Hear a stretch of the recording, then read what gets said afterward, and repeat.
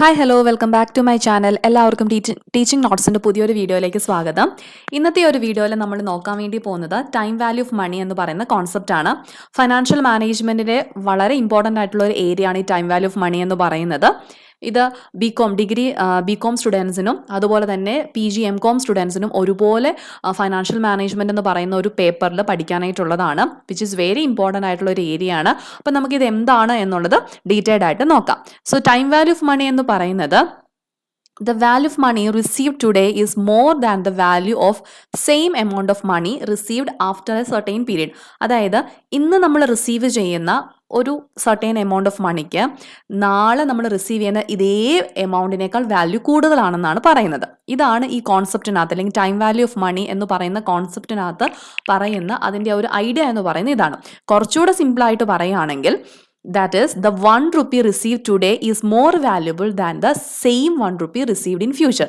അതായത് ഇന്ന് നമ്മളുടെ കയ്യിലുള്ള ഒരു രൂപയ്ക്ക് നാളെ നമുക്ക് കിട്ടാൻ പോകുന്ന അല്ലെങ്കിൽ നാളെ നമ്മുടെ കയ്യിലിരിക്കുന്ന ഒരു രൂപേനേക്കാളും വില കൂടുതലായിരിക്കുമെന്നാണ്. അതായത് അത് മോർ വാല്യുബിൾ ആണ്. അതായത് നമുക്ക് ഫ്യൂച്ചറിൽ ഒരു 10 ലക്ഷം രൂപ കിട്ടിയാലും അതിനേക്കാൾ വിലയായിരിക്കും ഇന്ന് നമുക്ക് 10 ലക്ഷം രൂപ കിട്ടുന്നത് എന്നുള്ള ആ ഒരു കോൺസെപ്റ്റിനെയാണ് നമ്മൾ ടൈം വാല്യൂ ഓഫ് മണി അല്ലെങ്കിൽ ടൈം പ്രിഫറൻസ് ഓഫ് മണി എന്ന് പറയുന്നത്. അതായത് ഒന്നുകൂടെ പറയാം, ടൈം വാല്യൂ ഓഫ് മണി എന്ന് പറയുന്നത് നമ്മുടെ കയ്യിൽ നമുക്ക് ഇന്ന് കിട്ടുന്ന മണിക്ക് നാളെ കിട്ടുന്ന മണിയേക്കാളും എന്തായിരിക്കും വാല്യൂ കൂടുതലായിരിക്കും. അതായത് ടുഡേ ഇന്നിന് ആ ഒരു പ്രിഫറൻസ് ഉണ്ട്, ഇന്നിന് ആ വാല്യൂ ഉണ്ട്. ആ പ്രിഫറൻസ് എന്തുകൊണ്ടാണ്? Because of time. അതുകൊണ്ടാണ് നമ്മളിതിനെ ടൈം പ്രിഫറൻസ് ഓഫ് മണി എന്നും പറയുന്നത്. എന്തുകൊണ്ടാണ് ഈ ടൈം വാല്യൂ ഓഫ് മണി വരുന്നത്, അല്ലെങ്കിൽ ഈ ഒരു കോൺസെപ്റ്റ് എന്തുകൊണ്ടാണ്, എങ്ങനെയാണ് ഈ ഒരു ടൈം പ്രിഫറൻസ് ഇതിനുണ്ട് എന്ന് പറയുന്നത്, എന്തുകൊണ്ടാണ് ഇന്നത്തെ മണിക്ക് വാല്യൂ കൂടുതലാണെന്ന് പറയുന്നത് എന്ന് നമുക്ക് നോക്കാം. ഫസ്റ്റ് വൺ പറയുന്നത് ഇൻഫ്ലേഷൻ ആണ്. അതായത് നോർമലി നമ്മുടെ പണപ്പെരുപ്പം കൊണ്ട് നമുക്ക് എന്ത് സംഭവിക്കാം, ഈ ടൈമിന് വാല്യൂ നമ്മുടെ കയ്യിലിരിക്കുന്ന ക്യാഷിന് ഇന്നത്തെ ക്യാഷിനായിരിക്കും ഫ്യൂച്ചറിലെ ക്യാഷിനേക്കാൾ വില കൂടുതൽ വരുന്നത്. അതായത് ഇന്ന് നമ്മുടെ കയ്യിൽ ഒരു 100 റുപ്പീസ് ഉണ്ടെങ്കിൽ അതുകൊണ്ട് നമുക്ക് വാങ്ങാൻ പറ്റുന്ന സാധനങ്ങളുടെ എണ്ണം നമ്മൾ ഫ്യൂച്ചറിൽ കമ്പയർ ചെയ്യുമ്പോൾ വളരെ കൂടുതലായിരിക്കും. അപ്പോൾ നമുക്ക് കമ്പയർ ചെയ്ത് നമുക്കൊന്ന് അനലൈസ് ചെയ്താൽ അറിയാം, നമ്മുടെ കയ്യിൽ നമ്മളൊരു 5 വർഷം മുൻപ് 500 രൂപയ്ക്ക് നമുക്ക് വാങ്ങാൻ പറ്റുന്ന സാധനങ്ങൾ ഇന്ന് നമുക്ക് വാങ്ങാൻ വേണ്ടി പറ്റില്ല. അതായത് ആ എണ്ണം. സോ അത് പർച്ചേസിങ് പവർ കൊണ്ട് നമ്മുടെ പർച്ചേസിങ് പവർ കുറയാണ് ഫ്യൂച്ചറിലേക്ക് വരും തോറും. അത് ഇൻഫ്ലേഷനാണ്. സോ ആ ഒരു റീസൺ ആണ് ടൈം വാല്യൂ ഓഫ് മണിയുടെ വൺ ഓഫ് ദ റീസൺ എന്ന് പറയുന്നത്. ദെൻ സെക്കൻഡ് റീസൺ എന്ന് പറയുന്നത് ഏർണിങ്സ് ആൻഡ് ഇൻവെസ്റ്റ്മെന്റ് ഓപ്പർച്യൂണിറ്റീസ്. അതായത് ഇന്ന് എൻ്റെ കയ്യിൽ ഒരു 100 രൂപ കിട്ടുകയാണെങ്കിൽ ഞാൻ ഉറപ്പായിട്ടും എന്ത് ചെയ്യും, ഇന്ന് ഇൻവെസ്റ്റ് ചെയ്താൽ ഒരു വർഷം കഴിയുമ്പം എനിക്ക് ആ ഇൻട്രസ്റ്റ് റേറ്റും കൂടെ കൂട്ടിയിട്ടായിരിക്കും എനിക്ക് കിട്ടുന്നത്. അപ്പം ഓട്ടോമാറ്റിക്കലി അല്ലെങ്കിൽ നോർമലി ഏതൊരു ഹ്യൂമൻ ബീയിങ്ങും ചിന്തിക്കുന്നത്, നാളെ ഒരു 10 ലക്ഷം രൂപ കിട്ടുന്നതിനേക്കാൾ എനിക്ക് ബെറ്റർ ഇന്ന് എനിക്ക് 10 ലക്ഷം രൂപ കിട്ടിയാൽ അതെനിക്ക് ഇൻവെസ്റ്റ് ചെയ്യാൻ വേണ്ടി പറ്റും. അങ്ങനെ ഇൻവെസ്റ്റ് ചെയ്താൽ എനിക്ക് അത് എൻ്റെ ഏർണിങ്സ് കൂട്ടാൻ വേണ്ടി പറ്റും. ഇതാണ് രണ്ടാമത്തെ റീസൺ. ഇനി തേർഡ് റീസൺ എന്ന് പറയുന്നത് റിസ്ക് ആൻഡ് അൺസർട്ടേണിറ്റി ആണ്. അതായത് നമുക്കൊരു ഷുവർട്ടി ഇല്ല നാളെ എനിക്ക് ഈ ഫണ്ട് കിട്ടും അല്ലെങ്കിൽ നാളെ എനിക്ക് കുറച്ച് എമൗണ്ട് കിട്ടും എന്നുള്ള കാര്യം നമുക്ക് ഉറപ്പില്ല. ഫ്യൂച്ചർ എന്ന് പറയുന്നത് അൺസർട്ടൈൻ ആണ്.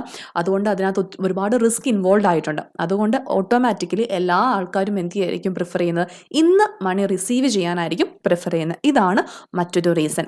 ദെൻ ദ ലാസ്റ്റ് റീസൺ ആയിട്ട് പറയുന്നത് ഇമ്മീഡിയറ്റ് നീഡ്സ് ഫോർ കൺസംഷൻ. അതായത് നോർമലി ഏതൊരു ഹ്യൂമൻ ബീയിനും ചിന്തിക്കുന്നത് നാളത്തെ അല്ലെങ്കിൽ ഫ്യൂച്ചർ നീഡ്സിനേക്കാൾ കൂടുതൽ പ്രസൻറ്റ് നീഡ്സ് സാറ്റിസ്ഫൈ ചെയ്യാനായിരിക്കും. ഇന്ന് എനിക്കൊരു 100 രൂപ കിട്ടിയാൽ ഇന്നത്തെ എൻ്റെ ആവശ്യങ്ങൾ നടത്താം, അല്ലെങ്കിൽ എനിക്ക് ഇന്നത്തെ എൻ്റെ നീഡ്സ് മീറ്റ് ചെയ്യാൻ വേണ്ടിയിട്ട് എനിക്ക് എപ്പോഴും ഹെൽപ്ഫുൾ ആവുന്നത് ഇന്ന് പൈസ കിട്ടിയെങ്കിലേ ഉള്ളൂ. അല്ലാതെ നാളെ ഇന്നിപ്പോൾ എനിക്കൊരു മെഡിസിൻ വാങ്ങാനായിട്ട് എനിക്ക് ക്യാഷ് വേണം, അതെനിക്ക് 2 ദിവസം കഴിഞ്ഞ് കിട്ടിയിട്ട് കാര്യമില്ല, ഇന്ന് എനിക്ക് കിട്ടിയെങ്കിലേ അതുകൊണ്ട് യൂസ് ഉള്ളൂ. സോ എല്ലാ ഹ്യൂമൻ ബീയിങ്സും നോർമലി ഇമ്മീഡിയറ്റ് കൺസംഷൻ ആയിരിക്കും, അല്ലെങ്കിൽ ഇന്നത്തെ നീഡ്സ് മീറ്റ് ചെയ്യാനായിരിക്കും ശ്രമിക്കുന്നത്. അതുകൊണ്ടാണ് ടൈം വാല്യൂ ഓഫ് മണി എന്ന് പറയുന്ന ഒരു കോൺസെപ്റ്റ് വരാനുണ്ടായ മറ്റൊരു റീസൺ. സോ നമുക്ക് ഒന്നുകൂടെ ബ്രീഫ് ചെയ്യാം. ടൈം വാല്യൂ ഓഫ് മണി എന്ന് പറയുന്നത് the value of money received today is more than the value of same amount of money received after a certain period. അതായത് നാളെ എനിക്ക് കിട്ടുന്ന ഒരു രൂപയ്ക്ക് ഇന്ന് എനിക്ക് കിട്ടുന്ന ഒരു രൂപേനേക്കാളും വില കുറവായിരിക്കും. അതായത് ഇന്നത്തെ റുപ്പിക്കായിരിക്കും എന്ത് ചെയ്യുന്നത്, വില കൂടുതൽ.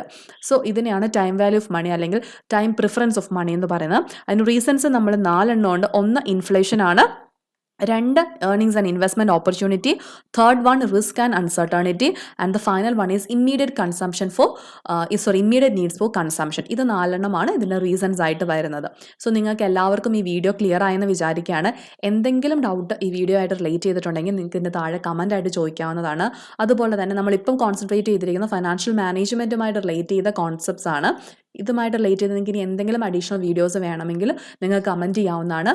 So thank you for watching. അടുത്ത വീഡിയോയിൽ നമുക്ക് കാണാം. Thank you.